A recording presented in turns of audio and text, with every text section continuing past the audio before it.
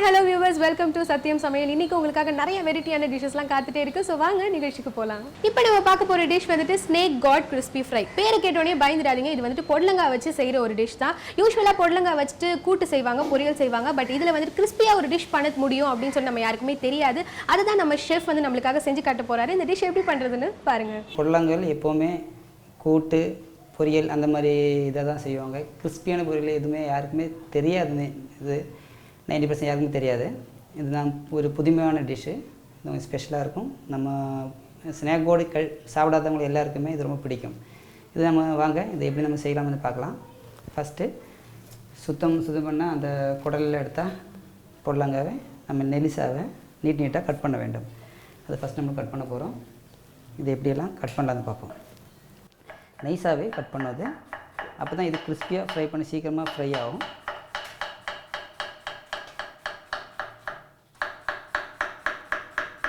ரொம்ப லெங்க்த்தாக கட் பண்ணணும். அதுக்குள்ளே விதையெல்லாம் இருக்கக்கூடாது. விதை அந்த சோறு இதெல்லாம் எடுத்துடணும். தோலில் எடுத்து க்ளீன் பண்ணி வச்சுக்கிறாங்க. நீங்கள் இது கொஞ்சம் பொறுமையாகவே கட் பண்ணணும். நான் கட் பண்ண மாதிரி ஃபாஸ்ட்டாக கட் பண்ணாதீங்க. கை கட் பண்ணிக்க போகிறீங்க. இது மாதிரி நம்மள ஒரு 400 கிராம் புடலங்காய் எடுத்துருக்கேன்.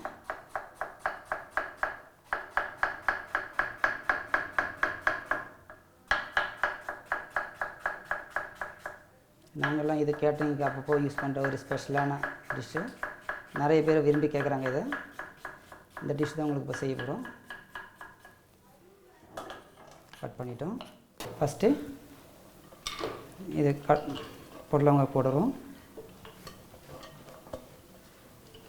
பொடலங்காய் ஒரு பவுல் போடுறோம்.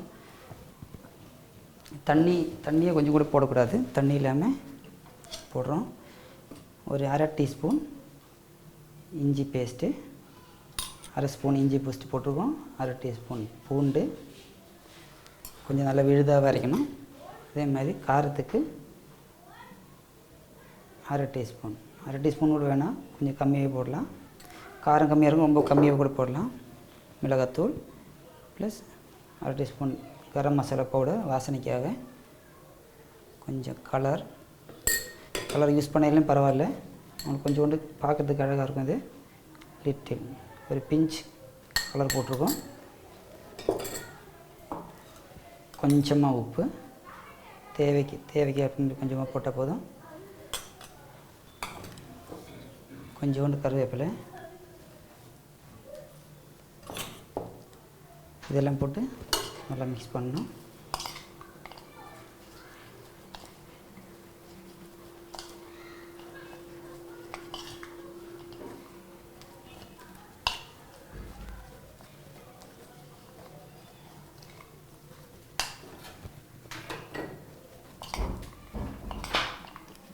நல்லா உப்பு நல்லா இதுவாக முடியும்.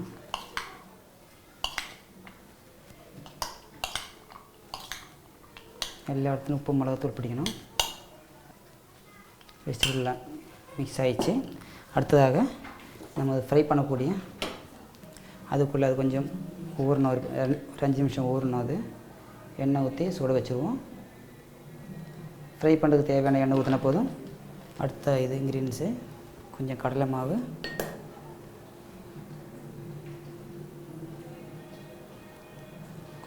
ஒரு டீஸ்பூன் கடலை மாவு, கொஞ்சம் கார்ன்ஃப்ளவர் மாவு,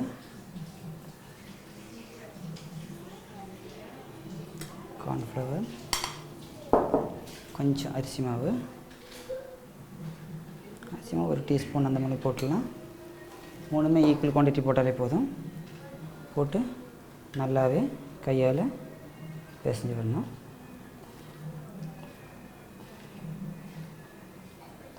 நம்மளோட அரிசி மாவு எதுக்கு போடுறோன்னா எண்ணெய் குடிக்காமல் இருக்கும். இது வேணால் தண்ணி காய். இது தண்ணி காய் ஏறதுனால தண்ணி நிறைய உப்பு போட்டு கலக்கினாலே நல்ல தண்ணி வரும். அதனால் நம்மளை எண்ணெயில் போடும்போது அந்த காய் நிறைய எண்ணெய் குடிக்கிறது வாய்ப்பு இருக்குது. அதனால் இந்த அரிசி மாவும் கார்ன்ஃப்ளவரும் போடுறதுனால எண்ணெய் நிறைய குடிக்காமல் இருக்கும். அதுக்கு தான் இந்த அரிசி மாவு கொஞ்சம் கூடுதலாகவே நம்ம போடலாம்.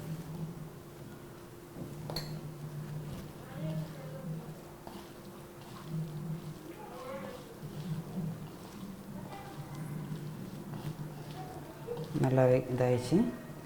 இது உடனேவே ஃப்ரை பண்ணி எடுக்கணும், இல்லைன்னா தண்ணி விட்டுடும். நம்ம உப்பு போட்ட காயில் இதில் பொடலங்காயில் சீக்கிரமாக தண்ணி விடும்.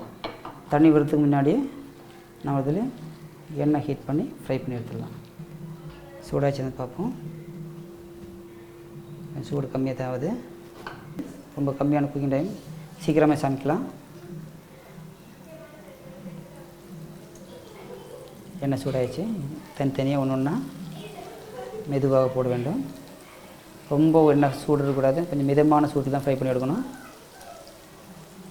ரொம்ப சூடாக இருந்துச்சுன்னா இது கிறிஸ்பி ஆகிறதுக்கு முன்னாடியே தீஞ்சிடும்.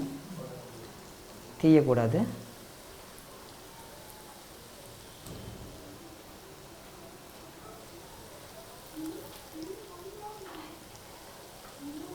கொஞ்சம் லேட்டாக போடணும்.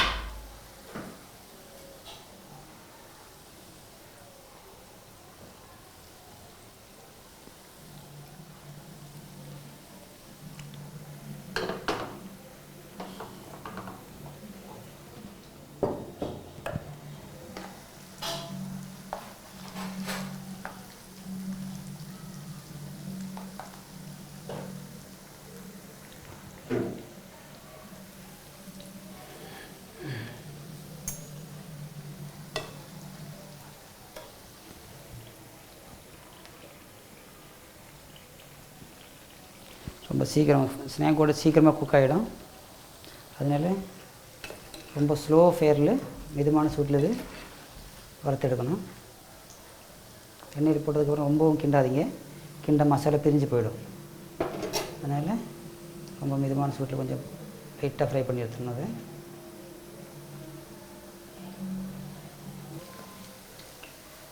இன்னும் கொஞ்சம் கருவேப்பிலை மாதிரி போடலாம், கார்னிஷ் நல்லா இருக்கும். அது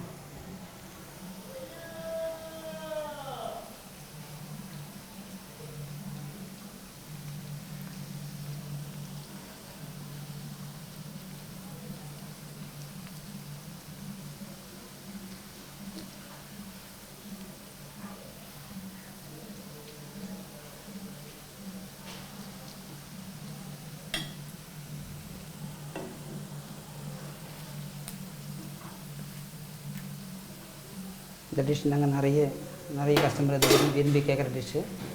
எல்லோரும் நிறைய என்கேஜ் பண்ணுவாங்க, இது எப்படி செஞ்சான்னு கேட்பாங்க.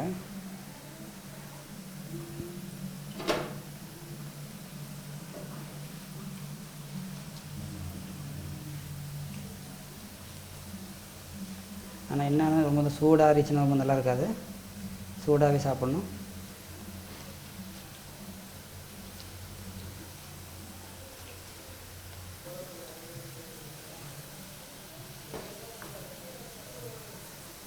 ஃப்ரை ஆயிடுச்சு.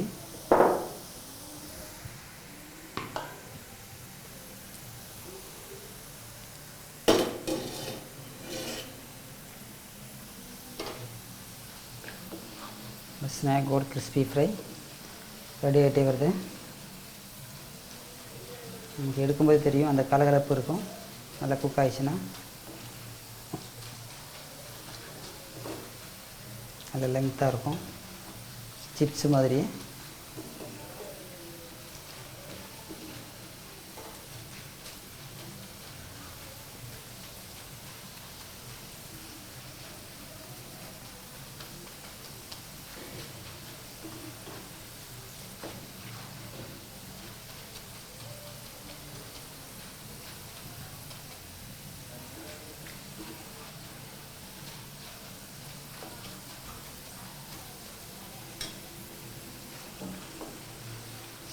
ரெடி ஆயிடுச்சு இந்த டிஷ்ஷு.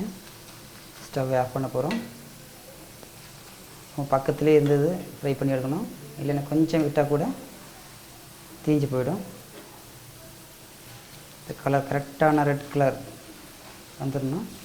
வந்ததும் நமக்கு ஸ்டவ்வை ஆஃப் பண்ணிவிடுவோம்.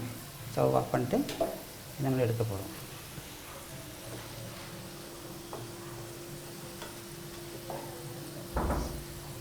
Snack coat crispy fry.